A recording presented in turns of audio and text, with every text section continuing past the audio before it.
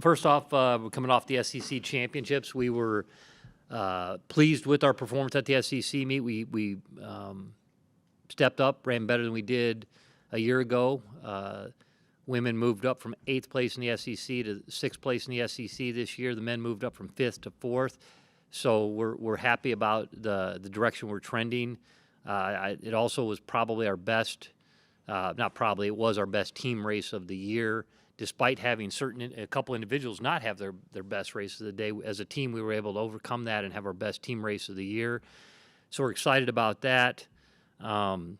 It's satisfying to have both teams run well, because there's been years when one team has run pretty well and the other team hasn't, and it's just nice to have that kind of that positive momentum heading into the regional championships, and having people that really are starting to believe in what they're capable of doing, and we're excited about going to Fayetteville, and I mean, as excited as you can be about going to Fayetteville, but going there and competing to try to at least send one team to nationals, hopefully, and if not, there's plenty of individuals to nationals, hopefully. So. Any questions for Coach? We'll head back behind the lights on the right side to Ben. Hey, Coach, I know last week you talked about, or a couple weeks ago, you talked about I know the scholarship situation with, like you said, there's no cross-country scholarships, they're all track scholarships, and if I remember right, you guys still overachieved past one of those programs that you said kind of goes for it with the cross-country. Just what does it say about, I guess, the group you have, and how do you try to, maximize the talent you do have? Yeah, I mean, that's obviously something as coaches we do talk about, and coaches at other schools we talk about, and it was kind of, I mean, it's a testament to the kind of kids we have. I mean, obviously, we're in a great situation at Texas A&M. I mean, we can get kids to come here for smaller scholarships a lot of times because it's such an attractive place. I mean, the support we have here, the funding we have here, the facilities we have here, but still, it's definitely not it's not an apples to apples comparison when with some of the teams we're competing against when it comes to scholarships. So my hope is eventually, I know the SEC has pushed for this, my hope is eventually that there is such a thing as cross-country scholarships, and we're all playing on a level field, and then we find out who's really the best team, because if I put 12.6 men's scholarships into cross-country and distance runners, we're going to be really, really good, or I'm a really, really bad coach. So, so, I mean, it's just really a testament to the kind of kids we get here. They don't worry about that stuff. They're not thinking about it. They're just going out there trying to be the best they can be. And, hopefully as the way funding for scholarships and the things we can do for student athletes changes as it continues to evolve, hopefully we're able to level that playing field a little bit more. But yeah, the great kids ran great. I mean, look at our kids. They're primarily a bunch of kids from Texas who came here, and they love Texas A&M. They work hard. They're diligent, and they keep getting better. So, yeah.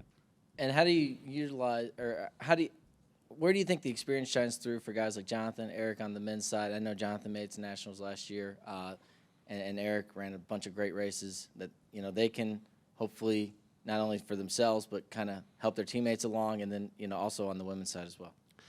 Yeah, on the men's side, the funny thing is we've got probably 3 individuals in that group that realistically have a shot to qualify individually for nationals. And you start doing the math, and you think, well, if that's the case, why, can we get a team to nationals? Obviously, right now, Arkansas is really good, and Texas is really good. They got a really good transfer in from Stanford this year. It's kind of put them over the top.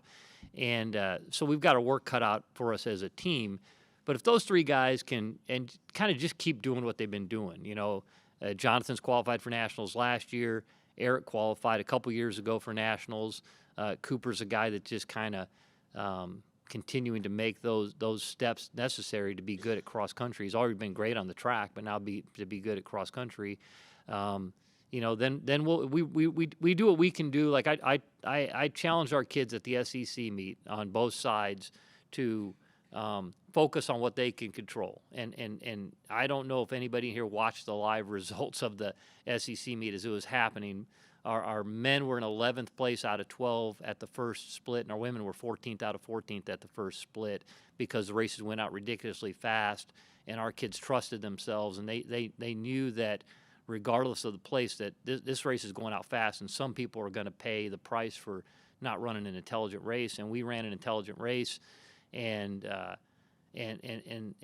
they took care of business. And that's what we have to do this week. It'll be a different, it won't be exactly like the SEC meet. It'll be a different type of race. I mean, I don't know if it'll go out really fast. It might go, it could go out really slow.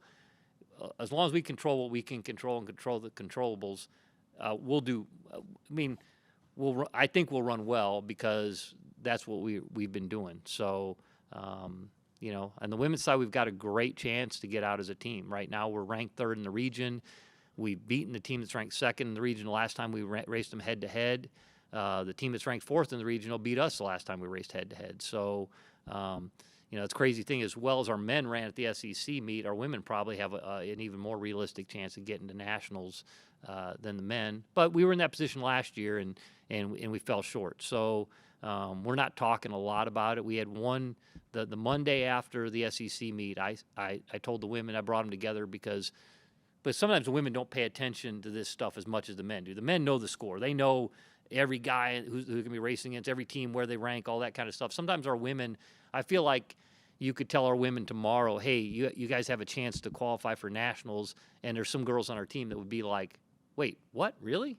And so I said took them, they'd be shocked, and they might blow their minds. So I took them aside on Monday after the SEC meet and said, hey, listen, people are going to start talking to you about this.